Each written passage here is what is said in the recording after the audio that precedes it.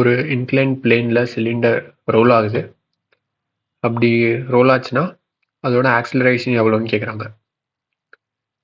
So இதுதான் incline பிளேனுன்னு வச்சுப்போம். Angle 60 degree. So இது சிலிண்டர், இது ரொட்டேட்டும் ஆகுது ப்ளஸ் டிரான்ஸ்லேட்டும் ஆகுது, ரோலிங் மோஷனில் இருக்குது. ஸோ ரோலிங் மோஷனில் இருந்துச்சுன்னா இதோட ஆக்சிலரேஷன் எப்படி எழுதுவோம்?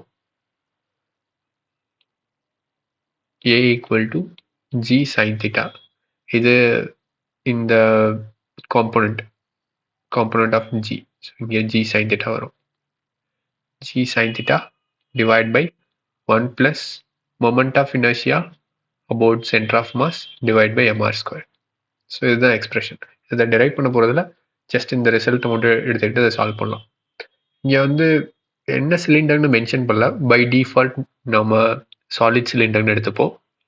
So moment of inertia of a solid cylinder about with centre of mass mr squared by 2. இதை சப்ஸ்டியூட் பண்ணுவோம்.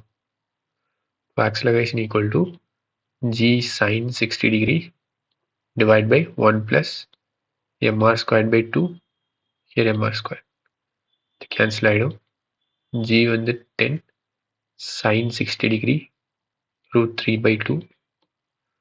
இங்கே 1 plus 1 by 2 இருக்கும், அது 3 by 2 வரும். ஸோ இது கேன்சல் ஆகிடும், 2 கேன்சல் ஆகிடும். இங்கே 10 by root 3 வரும். g equal to 10 by root 3.